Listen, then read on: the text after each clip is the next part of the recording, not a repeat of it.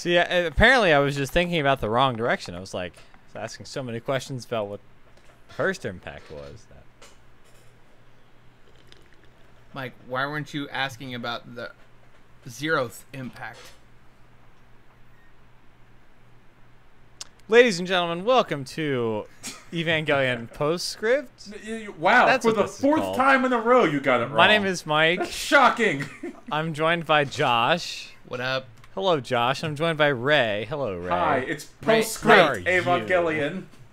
Ray, you should really start the episode where I ask about the 0th impact and then Mike coming in. Please include that. I agree with this Okay. as well. I, This should also be done. not the problem. Folks, we're here to talk about Evangelion. Continuing our watch. We watched a couple episodes recently, and we're here to talk about them. 10 through 15. 10 through 15. We lumped a couple of these episodes together because A, I'm impatient, and B, they're bad. 10's alright. I don't think they're bad. Just there's a lot of anime tropes. There's a lot of, I wouldn't call it filler, but they just kind of.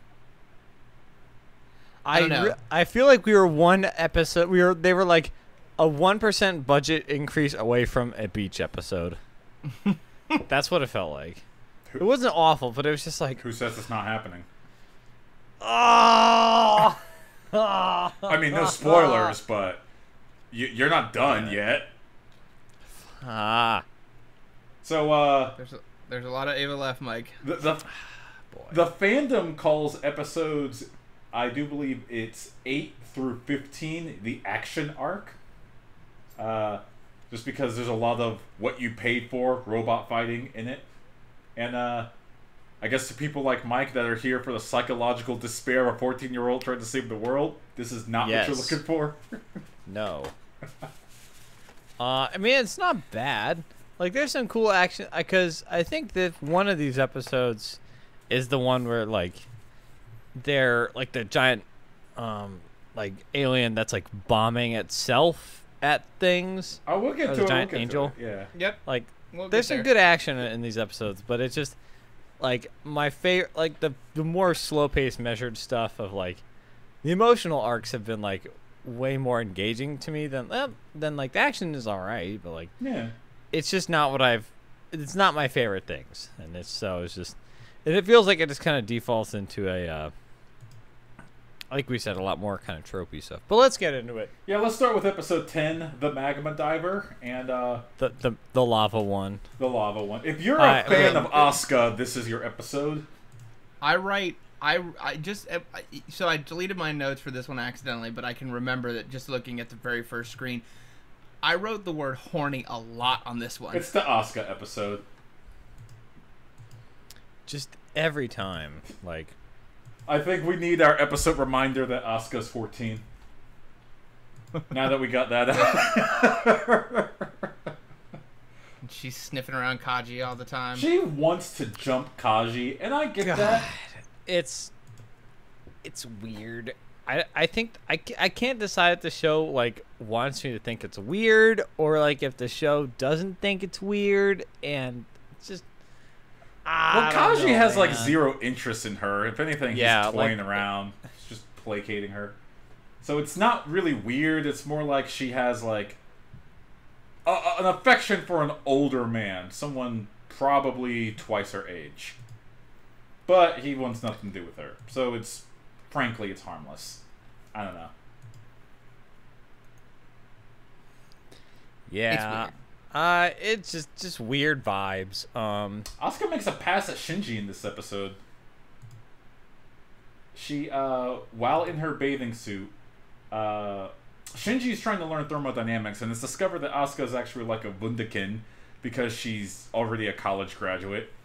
And since Shinji... She just can't read Japanese. Yeah, she can't read Japanese, and that's fair. I think that's very fair for someone that is 14 and grew up in Germany their entire life. Shinji, not understanding thermodynamics, Asuka exclaims, "What if I rub my breasts hard enough? You think they'll expand due to thermodynamics?" And Shinji says, "Why would I ever think of such a thing?" And she says, "What a very boring boy." I'm like, I think I think she low-key made a pass at him. I bring this up because this takes up like 3 minutes of the episode.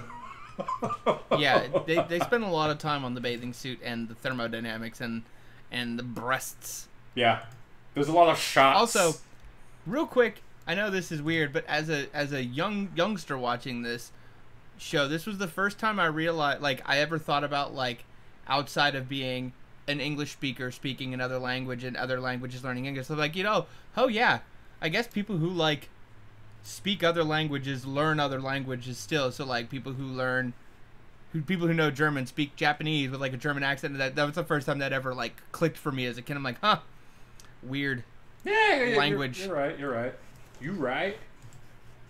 They bring up an important concept in this episode that Shinji brings up, and Misato kind of waves away and says that, yeah, if we could do that, we would have done that. It was the concept of, why don't we, like, find out where the angels live and strike them first? I'm like, yeah, we haven't thought of that, she kind of says. And this episode, conveniently, it's like, oh, hey, there's a embryonic angel in the volcano. We found a baby angel. For some Yeah. reason. And let me tell you, those things get mad quick. I was like, oh, this will be cool. So, like, cool to see, like, how this thing, like, grows and, like, whatever it does. And it's like, oh, it's big now and it's angry. Okay, never mind. It was already. Well, it was already. There a goes big that recovery egg. mission.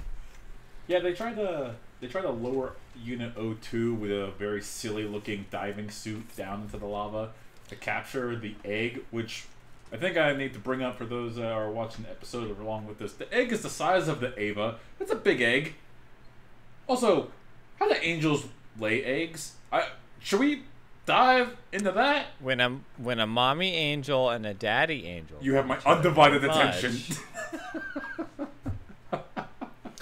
It does beg the question, which Yeah, angel birthed this angel? Yeah.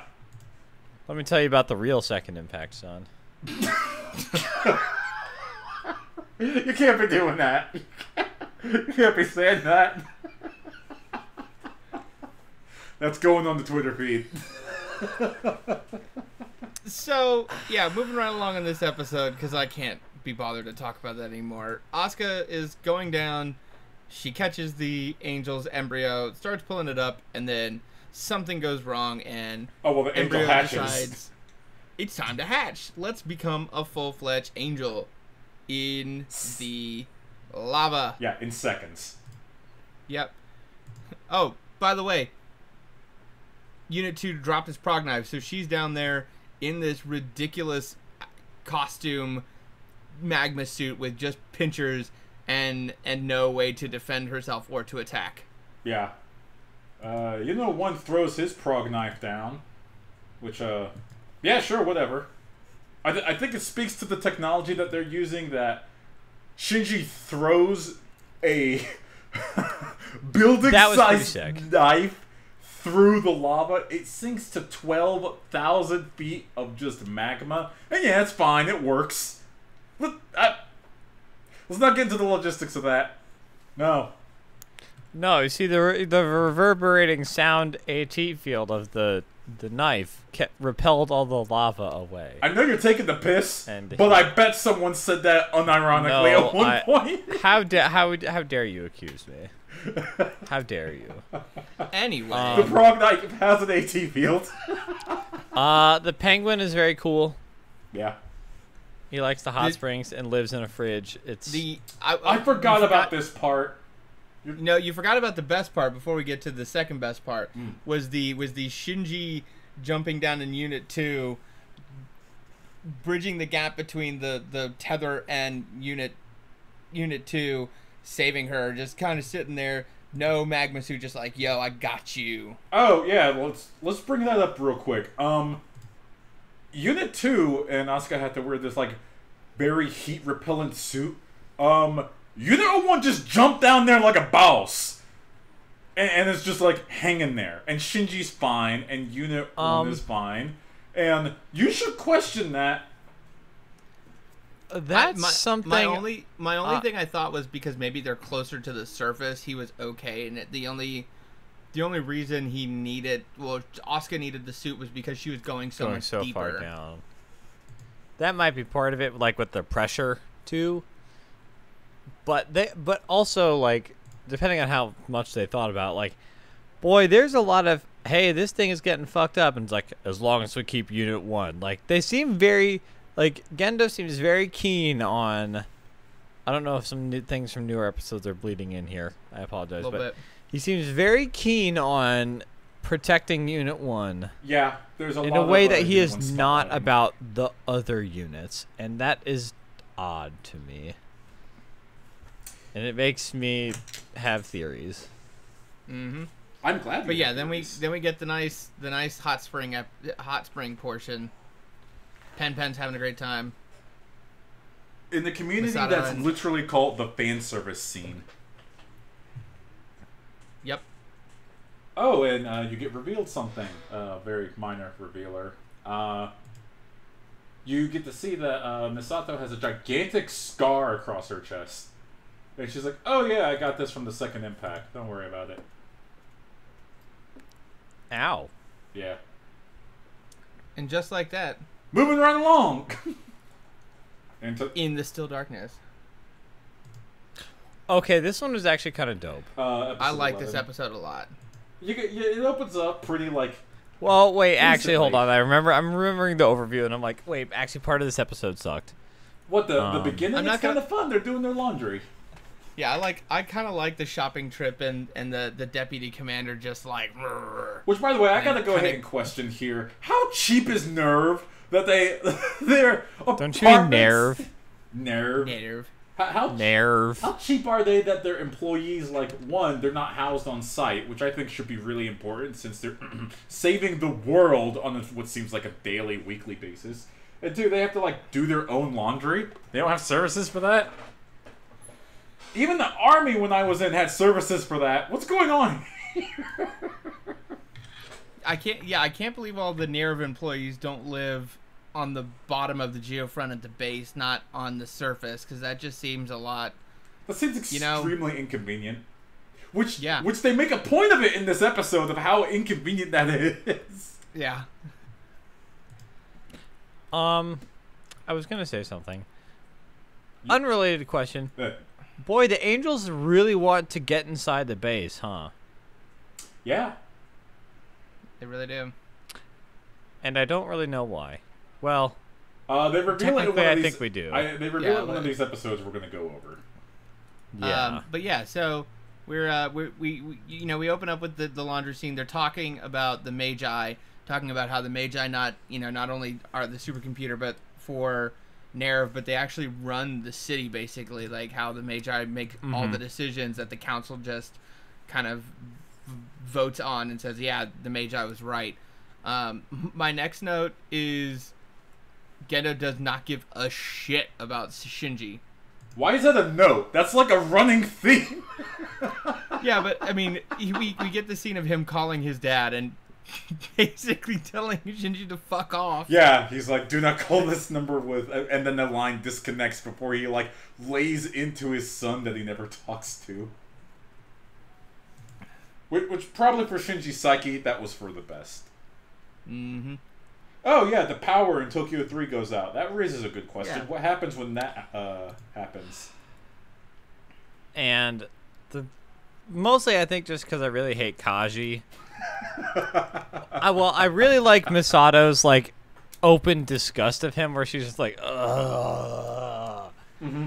And then they get stuck in the elevator when the power goes out. I'm just like, here we go. Of course they do. God, here we go. And then this angel attacks, and it cries acid, which is kind of dope. Yeah, Daddy Longleg angel. Granddaddy Longleg. Mm-hmm. And it's kind of terrifying. She's like, oh, what is this thing doing? Then it starts, like, crying acid. And you're like, oh. So it's crying acid from these giant human eyeballs it has. That's fucking terrifying. I love the designs of these things. They're so weird and cool. It has two powers, and they don't talk about the power this much in the episode. You have to find this esoteric information from like the wiki, basically. The angel like inverts its AT field to cause a blackout, so electricity can't be used around it, which is highly specific for an angel to do. And yeah, as Mike said, it cries acid out of its eye specifically for infiltrating the geo. You can just do all sorts of weird shit with an AT field, can't you? You can do whatever you want. Is it like the force of Evangelion? Because it's like, oh, its AT field is reversed, and that's why it can go back in time. This is not really a spoiler, but yes. Yes. Okay, thank you. The AT field is it stands for anti-terror field, so whatever terror is, that's what it's the anti of. Of course it is. That's great. No, I'm being serious also. That's literally what its concept is. So in this case, this angel's like, electricity, womp. Wait, so the angels have the anti-terror field. And the Avas also have an anti-terror field. And you can disperse an anti-terror field with another anti-terror field.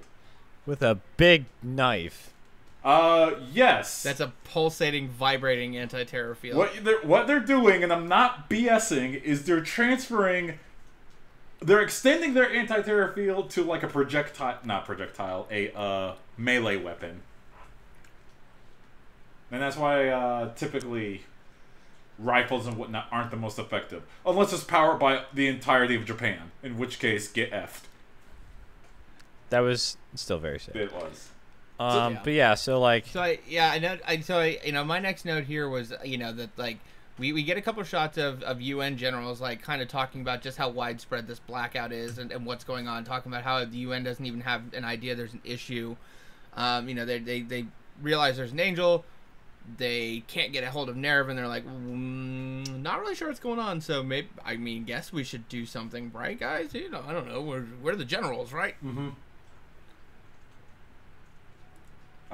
They end up. Gendo says, "No, I got this," and he gets his team together so that they can diesel energy power the Avas, and they slowly lower the plug entry into each Evangelion unit. Oh, this is before the kids go on a madcap adventure crawling through air ducts to try to get to the Evangelions, which was cute. I don't know. I liked it. It was very Goonies-esque. Yeah, and it was good kind of like... it's good, it seems like it's a lesson that Asuka keeps having to learn over and over of like, I'm going to be brash and annoying and get myself into trouble, and then Rei will do the right thing, but be quiet and weird about it, and Shinji will just go along with whoever. And it feels like this. I feel like it's just like this same dynamic is repeated like over and over, and it feels like for a couple of these episodes it doesn't really go anywhere. I think that was part of the reason why this arc was like. I mean, not like it was bad. It was just like okay for me, just because it almost feels like these couple of episodes almost could have been like in any random order.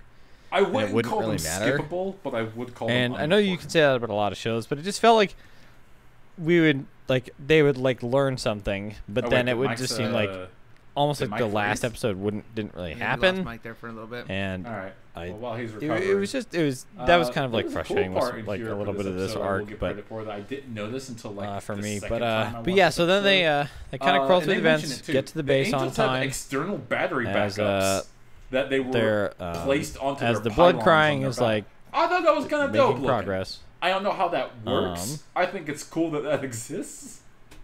I don't know. When I saw them undeploy them off of their backs, I thought it was cool. Yeah, no, that was pretty neat, and I want to say that there's a couple other shots earlier on in the series where we get to see those, but they don't really explain what it is, because there's a couple times where they talk about the main battery on board, and a couple times they say, the Ava has a little bit more power than you normally would expect for the 2 minutes or whatever. So, yeah, that's a pretty cool. The whole like, hey, we've got some power just dedicated to getting the Avas out of here, and they've got us, again, their limited time frame to get up and try and deal with this angel before basically everything's, they're all dead again. So, they also show that. They come up with this plan to go ahead and launch. Use Asuka as a shield. Use Rei's Ava to go ahead and throw the rifle to Shinji, who braces himself against a wall. And Shinji just unloads a fusillade round with his rifle into the angel, and that just kills it instantly. This might be the weakest angel in the entire series, if I'm not mistaken. Yeah, as far as I can remember, it's definitely the only one so far that we've seen just killed by straight rifle fire. That was it. They could have brought a pistol and they might have been okay. Alright, Mike had to bounce out for a tiny bit, so we're going to flex on over to the next episode, which is number 12. And number 12, how's that open again? This is the dope one! Opens up with a flashback. Is it the... Oh, yeah. So we kind of go back to the second impact, and we open up with, a shot of the Earth from the moon. We end up on the pole, and we see somebody who's very injured, getting a young Misato into some sort of, kind of plug-looking pod, while basically what appears to be the second impact and some angel of some kind raising out of the pole, just raising everything nearby. Literally skin melting off their bones. Oh, hey. Yep. Mike, since you're just bounced back, we're talking about the very beginning of episode 12, where clearly Misato's dad, whose skin is melting off of his damn bones, and you see, just briefly, it's literally, I counted it, for half of a second, you see a gigantic being of light that looks similar, we'll say, to an Evangelion. Is that okay to say similar? It looks similar. Yeah, and then you see like those giant like wing tower things. Yeah, like, it explodes. it's go into like the stratosphere, and you're just like, Isn't that just so metal? Yes, it is very metal. And that is second impact. In case I was like, I understand so much now. Okay. I don't know how that raised more questions for me when I first watched this. Like, I am more confused now. But yeah, but this part we see Gendo and like the other general guy like are on that aircraft carrier, and like all the water is like red, and I'm just like, yeah, ew. Yeah, they and they've still been messing around with like Adam, the because they recovered like the first human embryo or something at some point. Yeah. And so they're still messing around with stuff with that. Gendo, bad vibes. Just all over the place. As they go through Still the South bad. Pole, they're not good. Obviously it looks terrible, but they get they're in the Red Sea. They're having a very philosophical discussion on like sin and original sin, and all this is it's very odd, and going into like why did the second impact happen? Why is what's going on here? What's happening? So why is the sea red? Blood. Oh, by the way, there's an angel in space. Yeah. And its name is Shaq. Yeah. So while what is he? Commander Ikari and second in command Futsuki, I think so, are out and about gallivanting in the deadest place on earth, I guess. Just talking about, as Josh said, philosophizing about second impact sure sucked, didn't it? Yeah, I agree. That was one hell of a time. Oh yeah, an angel just the size of a city is attacking from space. And so one thing I noticed is like this is kind of our confirmation that angels can literally come from anywhere. We just came from an angel in a volcano. This one, the Daddy Longleg, who knows where that came from. Now we have one from space. So who the hell actually knows where the angels come from? Yeah. Yeah. This is a good confirmation piece. But the commander and deputy commander means Misato, who just got promoted to major from captain, is in charge. Mm-hmm. And since the Angel is dropping small pieces of itself to figure out where it's going to launch its entire massive body to land on Nerve, which, again, this is the most metal episode. Yeah. I called this the Angel Mac Blast. Yeah, Where's the because lie? it's just like, I'm just gonna belly. Mom, watch me dive. I'm gonna dive. Watch me dive on the military base. Yeah. Yeah. I like how they bring up the question of, well, it's definitely going to head here. And they're like, okay, so where exactly is it going to land? They're like, well, it's going to land with such a force that it can land in all of this area. And they, like, display the entire map of Tokyo 3. And it'll destroy us in the base. It's just like, oh, cool. The entire continent. Great. So we get a full blown evacuation of Tokyo 3 going on right now. Misato comes up with the most tactically unsound idea. Obviously, the episodes keep going, so it works. It's, alright guys, we're just gonna unplug you, and all of you run to where you think it's going to land, and then even Shinji, like, blinks a couple times. Catch it. What? Yes. Deploy your AC field and catch it. Just catch it. Just catch And I'm not it. going to tell you that. I'm not going to tell you the odds of what the mission success are, but I've been told them, and it's basically 0.0000001% chance of success. So Ritsuko says it we're all once dead. in the episode to Misato, and she says a lot of zeros before she gets to that one. And she's like, oh, it's 0.00001, and to which the reply is like, oh, well, that's not 0.000000001. And you're like, oh, okay, great, thank you. Still, technically, one is a much larger number than the other, but still. She's like, not wrong by a factor of 10, but it's not much. yeah. Well, So this does have a dope action scene in it, though, where all the angels are actually running to do Masato's harebrained scheme of catching it. because they get into position and they realize it's changed its trajectory a little bit. So we have a scene of just the Avas just sprinting wildly through the city to get to the Angel, and Shinji gets there first, catches it, which I then write, just what the hell is an AT field like? That's in your notes. it's like how Batman's superpower is like the fact that writers always like let him do magic. I told you. An AT field is just a thing that is powerful, but will not let us kill something immediately, but does whatever it needs to do for whatever reason. I do love that scene. Because it's an absolute terror field.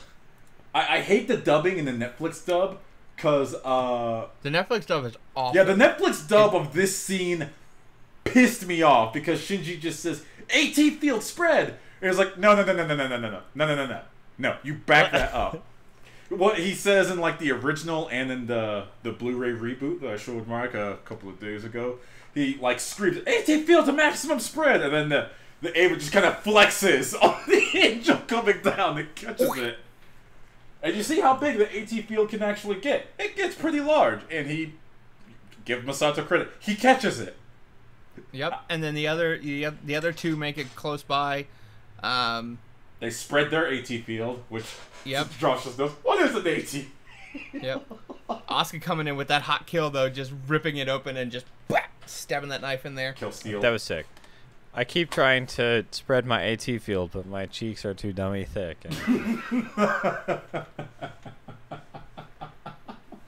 One thing I do like, I've really liked about these episodes is always like the preparation, is like the scouting and like planning of the angel fight, like that music and like all like their screens and like the satellite photos. Mhm. Like those are all really cool. I wish we got more of the board drill guy though. The angel is drilling at approximately 20 meters a second. At 20 meters a second, it'll reach Nerve HQ in 6 hours. You know, I respect that guy. It'll take 5 hours to recharge the Avas. Like I don't know. I love like the kind of, it's a good blend of like the somewhat I think it just like the graphics are kind of like not, it's not like so high. It's very like kind of low tech in a cool way that they have these like giant like it kind of is, it's a good way to just show like how like otherworldly and like how little we kind of understand the Avas, just because of how like they're looking at this thing with like satellite imagery that'll like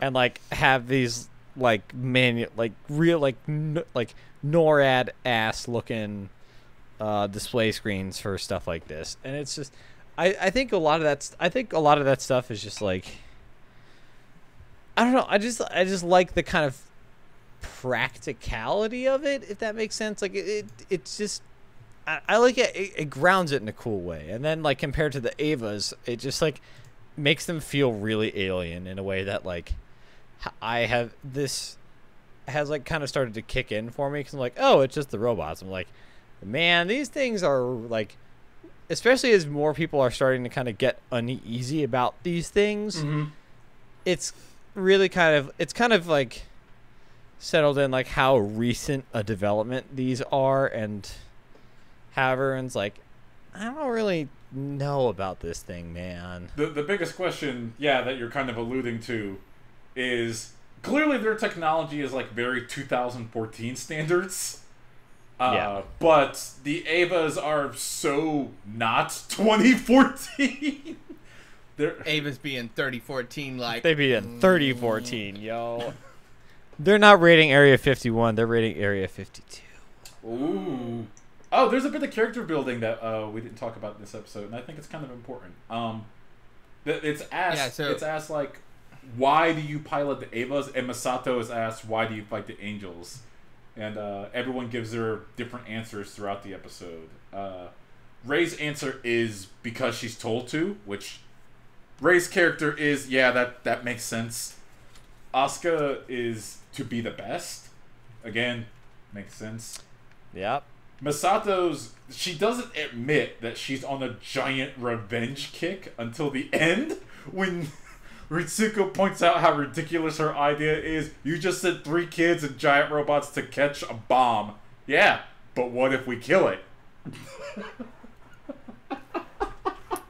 Well, you got any better ideas? Like, That's I guess fair. we'll just sit here and die, like, instead of doing the thing that it might work. Like, the other real important piece of character development that like kind of ends the real important part of this episode, besides my note of, man, that ramen made me hungry. But that was good looking food. Ava Unit 1 got damaged after the explosion from the defeated Angel, and Gendo asked about Shinji, and he gave him a compliment. To which I wrote, hot damn. He's Deeply skeptical. He said, where's the pilot of Unit 1? Heartwarming, yes. Means And to then- an end, and then, of absolutely. Shinji admits how sad he is and says he pilots the Ava for praise. He just wants his dad to praise him. That's so heartbreaking. Mama. You hate to see it, folks. Episode 13. Let's move on to episode 13. This one was pretty great. Yeah, this is a good episode. This is the virus, isn't it? Yes, this is. Yeah, this as is Josh angel was saying, infiltration. angels are taking weird shapes, because this one was like a collection of nanobots. Yeah, and it infects the test angels. By the way, those things are horribly creepy looking. Yeah. Yeah, it seems like a bad thing to just have lying around.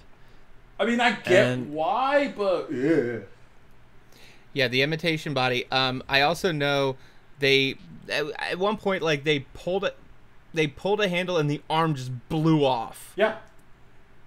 It's like It was like, man, I wish I had that. But let's just think for a second, separate from the alien invasion. How little must they trust these quote-unquote imitation bodies that they literally have handles so that they can blow off parts of the body at any point in time that they need? Josh, I'm asking the better question. Why does it have fingernails? The imitation bodies have fingernails. I just want you to know this. I am well aware. Oh, we forgot another horny note. We were doing some tests. We were doing some tests in the plugs without our suits. Mm-hmm. So, another horny warning. But we kind of get the notice of the angel infiltration with some, like, oh, we got some water leaks.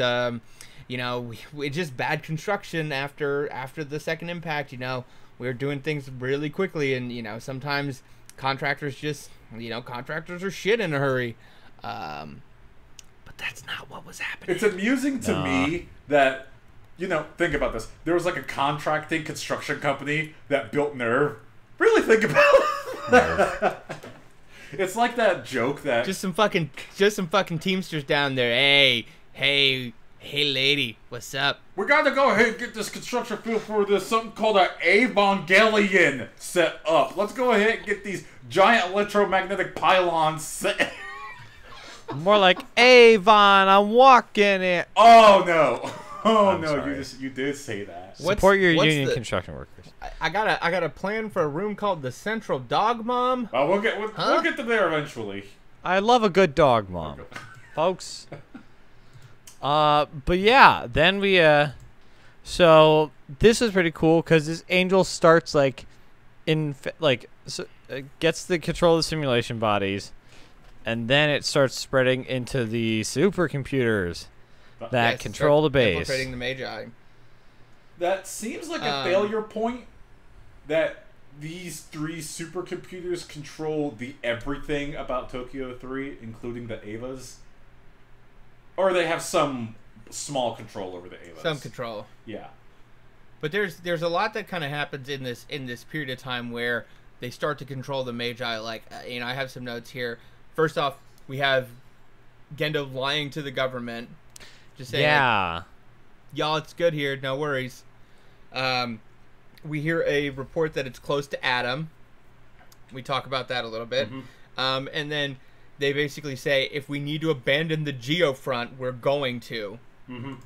And then they deploy the Evas to the surface to survive even without the pilot. So, there's a lot that happens as this angel starts to take over the Magi. Yeah. Yeah, because that's another thing, because I think over these past couple things, because, with the blackout, we almost get that there's some kind of, there's some other people who are on to, not everything Nerve is doing is, known or above board here, it seems. And Gendo's, reluctance to report this to the weird, Rainbow Party. It's oh, no, it's fine. And it's he says, that wasn't an angel attack. Are you sure? That looked a lot like an angel attack. No, that wasn't an angel attack. No, it's fine. Nothing to see here. Please disperse. It had, those literally, Germans you and their see damn the computers. nanobots have a miniature AT field. No, that's good. It's good. It says here, blood code blue. No. It's all good. It's all good. It's all copacetic. So yeah, the angel's going in trying to self-destruct, and the Magi needs a unanimous consent to put in the self-destruct sequence. So it's working on controlling the three different cores. I have a note here called Dr. Clutch. She gets in doing her fucking tickety-tack to stop it right at the last second before everything gets taken over to give them some time. 2 hours to fight the nano machines. There's a lot of 90s-esque hacking scenes going on here. They literally say at one point, set the logic sync to 15-second intervals, and that somehow stops it for 2 hours. I don't know. That seems weird, but here's the part that wasn't weird compared to all of that. I don't know about all of them, but one of the supercomputers, Casper, not Malkier or Balthazar. Psst, psst, psst, Mike. The supercomputers' names are Malkier, Belshazzar, and Casper. I need you to know this. Okay. All right. Now, thank you. Casper's central computing unit is actually a human brain. It's Ritsuko's mom, and you know That was. I was just like, oh, then there be brains in them computers. Yeah, they you Fingernails know, they talk and about how robots. there's a piece of her personality in each single one of those. A part of her is a scientist, a mother, and a woman. But the main one actually had her real brain. yeah, it's just her brain. I was like, how literal? Wind that tape back. How literal was that? Oh, that's her brain. That's brain in there. Yeah. Yep. And That's you just goopy stuck, brain you just stuck a that probe into wiggles the- when you poke it. You I'm stuck like, a probe into the brain to oh, start God. typing. But yeah, I liked getting to know more about her and like all like the weird notes of all like the weird like scratchings of like the developers like making this computer and like the "Fu Gendo" like written in there. Like that was great. She briefly says this and brings this up, but Ritsuko implies that her mom didn't die of natural causes. This was her volunteering to do this. I'm not saying I have a theory about. It's just I don't know if her mom is the last time that person semi-volunteered to be Absorbed into giant biomechanical thing. I'm just gonna go out on a limb here and I'm just gonna shoot my shot there, and we're gonna leave that there. Well, there's not much more I think in this episode. You know, we They stopped the angel. They stopped the angel. Self-destruct was voted for. Dr. Clutch comes in again. Completely goes over the Clutch. program. Angel defeated. She's a big baller, yeah. folks. By the way, the kids were ejected while nude, and they're just sitting around in their plugs in a lake. Yeah. So, episode 14. Can we skip this? It's just a recap episode. So there are two things that I want to. There's like one thing at the end I want to talk about because the first half, yes, it's a recap episode, but I think the end in the testing that they do, what happens is important. It's just a recap of like episode 2, I think, or 3. No. So what happens is in this, they are doing some cross testing. So Shinji is in Unit 0 and Rei is in Unit 1. Oh, Asuka's I see what you mean. bitching about being in Unit 2, but they're like, oh, you know, you wouldn't want to be in there anyway. And they're like, but she's not compatible, so she can't do it anyway. But both Rei and Shinji talk about the plug smelling like the other. Yeah. But then Shinji in Unit 0 starts to have some contamination, and once again, Unit 0 freaks out, starts punching the wall and punching the observation deck, Yeah. waiting for the battery to shut down, which Rei thinks that Unit 0 is going after her, but then right after that, Ritsuko goes, no, I think Unit 0 is coming after me. Yeah, Unit 0 doesn't like being alive. Yeah, Unit 0 is not having a good time. So after that, then we hear the first conversation about the Spear of Longina, and then that's episode 15. I hate people's enunciation of the sphere nowadays, because when I was growing up, it was called the Sphere of Longinus. Now it's called the Sphere of Longinus. What? How are they enunciating it now? Now I almost want to hear it. I don't know. I put it in my notes because I thought it was funny. The Spear of Longina. You get to see Rei in Unit 01 walking. I'm calling it Longinus. Damn it! That walking with the Spear of Longinus. Yeah. For a reason, because Gendo sent her to do that. Yeah. Well. So let's talk about, speaking of the Spear of Longinus, let's talk about episode 15. Let's go to episode 15. Wait. Also, as I'm going through the wiki, they talked about the dummy plug thing, which is important. Weird visions. This is kind of a recap one, but there's also a mention of the Dead Sea Scrolls. Oh yes, I did have that in my notes. Yeah. The Dead Sea Scrolls. And I'm like, wait, is this one?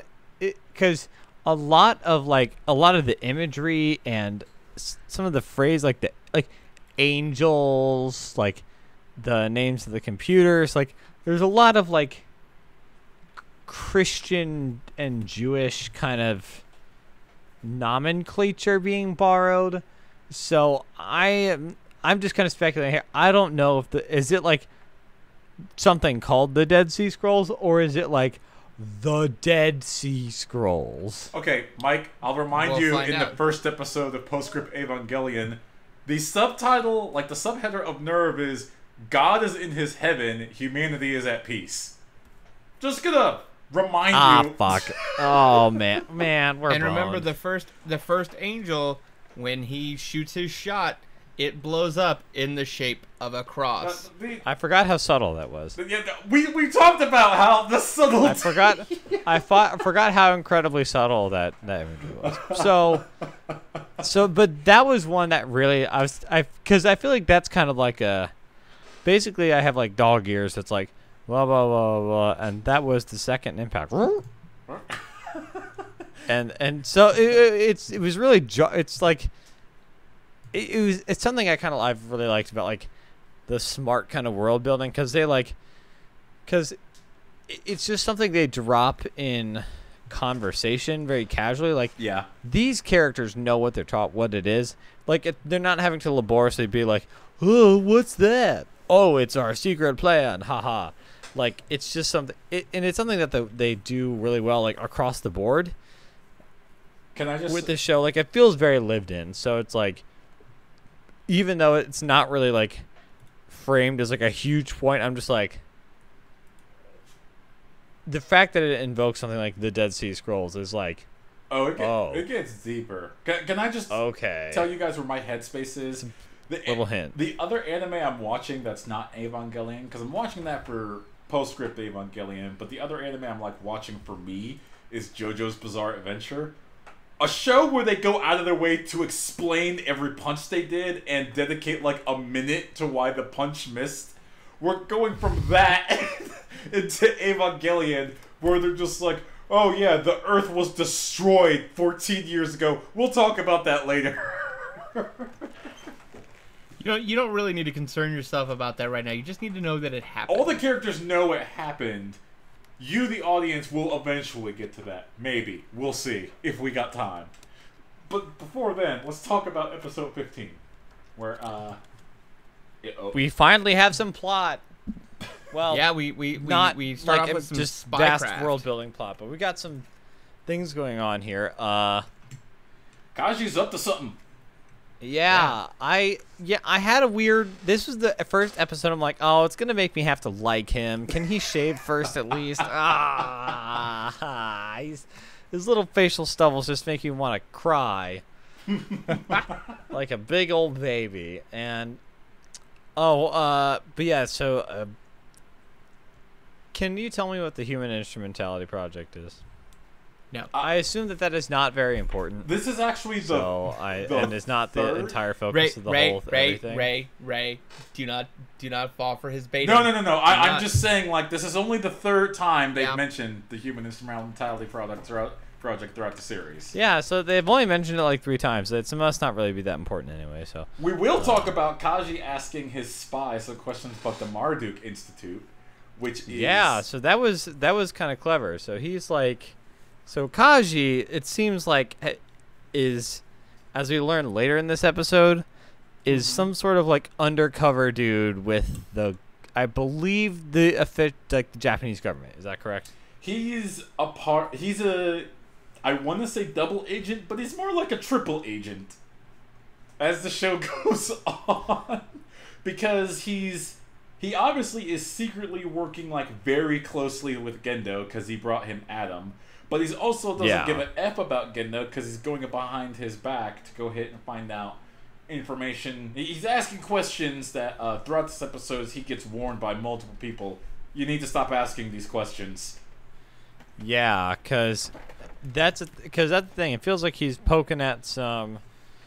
Let me see. Yeah, because I feel like I don't really know what this Marduk Institute thing is. Oh, they say it in this episode. It's a council and registry board to find children that have the potentiality to pilot the Evas. There's a couple rules for piloting an Eva, and one of the rules is, and the Marduk Institute like investigates this. You think it would be easier to find out, but you have to be born on the day of the second impact. And the order at which you were born. The closer you were to the actual occurrence of second impact, the more in sync you will be with an Evangelion. And so... Oh no. And the children are numbered. Because I was like... I don't know if I picked up on that. Have they? Because like... So Rei is first child, Shinji is second child, Asuka is third child. That's spooky. Yeah. That's oh no. So anyways, Misato goes to a wedding. Misato goes to a wedding, and she remarks that everyone is getting married kind of at the same time. Either because they don't want to be like the last ones out, or she does make an interesting comment about how everyone's not afraid to get married because they're just not afraid if they'll make it. Period. Well, like they've skirted the end of the world several times at this point. Yeah, very fatalist. I could feel where they're going. Oh yeah, and why not? Again, Misato glows up, looks great, and Kaji shows up and hasn't shaved. His tie sucks. His arrow's all messed up. I'm just like, ah. I love how much of a fanboy you are for Misato. This warms my heart. It's just like, what are you even doing, giving this man the time of the day, Misato? She like, loves him. You're like, you deserve so much better. It's embarrassing. Then we get the Akaris visiting the mother's grave. I think this is the longest conversation Gendo has ever had with Shinji. Yep, and they haven't visited in 3 years. Yep. Shinji's asking Gendo if like, hey, are there any photos of mom? He's like, nope. Even this grave's fake. She's not here. This is just a facade. Yeah, there's no body in this grave. All right, you are the worst father. You can't be worse. Then Akari's like, yo, I gotta leave on a jet like whoa, and just like all this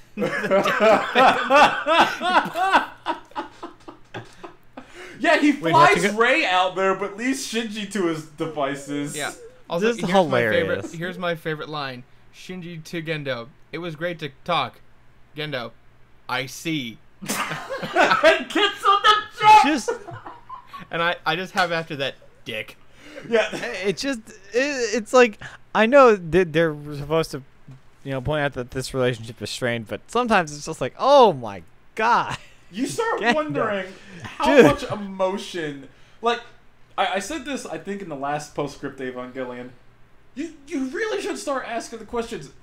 Is Gendo the good guy? Because I don't think he's a good guy. He's got, like, every trope of bad guy. Why would you ever think that Gendo's a good... He's got bad vibes for weeks, dude. Because he's... Bad vibes. He's helping to save the world. No. Oh, my God. Oh, my God. He admitted. Yeah. Well, because, of course, the body's not there. It's because it's in... Theory goes here. Anyway, so we get a little scene of Shinji playing the cello, and then Misato's having a breakdown. Yeah, I like Shinji playing the cello. Just yeah, that's I don't nice. know. I think I haven't really talked about this. I really like Shinji. Shinji's a relatable teenager. Shinji is very good, and I appreciate him. Who was it? Asuka just starts reaming on Shinji because Shinji can play this song, this one symphonic song really well, and Asuka's like, what else can you play? Oh, not much. This is just like the furthest I ever got. She's like, what a loser. Like, Asuka, can you turn off for one day? God, she needs to just chill, man. Ugh. She- But yeah, so She does do a very teenager scene in this episode, where she's like sitting at the table bored, and she's like, "Hey, let's just kiss." And granted, in episode 10, I said I think Asuka made a pass at Shinji. This isn't even a pass. She's like, "Hey, I'm bored. Let's just." it's just like, sure, okay. And they kiss. And Asuka acts like an ass about it and washes her mouth with mouthwash. Of course. It's just. But yeah, as Josh was saying, Misato's having a rough night. She's vomiting in the alley. Mm-hmm. It's not great. But good old Kaji's there to be like, "Oh, look, you need my help." Oh, Kaji like protect you. plants his lips on Misato's face, It's just which I'm sure like made Mike really just happy. total fuckboy move. Just oh my god. I know you love that part. Oh God, he sucks so much. I hate this. I forgot one thing. I put this back in the Asuka Shinji kissing where Pen don't give a shit. Asuka has some real shit about those dead mom jokes. So. Oh yeah. Not great. Yeah. But yeah, Misato and Kaji, you know, they're having a little tussle there. Well, Misato like spills her guts, and she like tells Kaji that she feels worthless, and the only reason she sends the kids with like reckless abandon to kill the angels is because she just wants to kill the angels, and blah blah blah blah blah. And she's so sorry she broke up with Kaji because Kaji reminded her of her father, and she didn't want to lose her father again. And just like in that 1 minute scene, there's just a lot of character development for Misato, because that's what happens when you get a really drunk person, I suppose. And Kaji, as I reminded Mike, just says, "Shut up, Misato," and slams his face onto her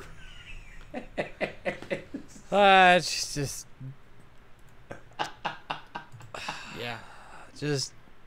Damn. But then here what in are you doing? the last like You deserve so last much better. 2 minutes, we get some Also- real important shit happening. Yeah. Yeah. So, oh my God. Bury the So, lead like, in so, the yeah. episode. So, You think when you think this episode's about to be a it's wash, like, and it's like, yeah, we got some good character building. You know, this Kaji and like Misato are navigating their relationship. It's hard, like, yada yada, and then it's just like, oh, by the way, Ray and Weird Tube. Ray's in a Let's talk about goopy this. tube. Yep. And Gendo's like, yes, I'm happy that you are in the goopy tube. Yep. And, then we Ray's get the like, I enjoy we being in the we goopy get our first tube. sight of the terminal dogma, which is like 2,008 feet below. Yeah. Below the Shit's geofront. deep, yo. Yeah. And then we Oh, then we learn a there's little a- bit more there's about Pete, Kaji's side hustle. there's a piece of wording that comes out of when you first see the Terminal Dogma scene. And I want to point it out because I saw it on my second viewing of this episode. And Terminal Dogma is where LCL is created. Like, this is the main LCL plant, circulation line number 3. It says trespassers will be shot on site, $100,000 fine for entering. Like, hold on a sec. How do you can't have those punishments next to each other. It's one or the other, fam. Wait, what? We're gonna shoot you and fine you $100,000. We're gonna shoot you, then we're gonna take your wallet. But we get a nice shot of Misato holding Kaji with a gun during his little side hustle where he's like, "Yo, I work for Pops upstairs, but I also kind of work for somebody else. So just wanted to do some due diligence, y'all." Mm-hmm. But then Kaji kind of lays some truth and be like, "Hey, maybe Gendo and Ritsuko are kind of deceiving you a little bit." Yeah, Kaji starts planting that seed of doubt in Misato's mind. Like, well, one, Misato being a major, she's actually never been this far in Terminal Dogma before. Because Kaji just, like, has this jerry-rigged card he got from somewhere.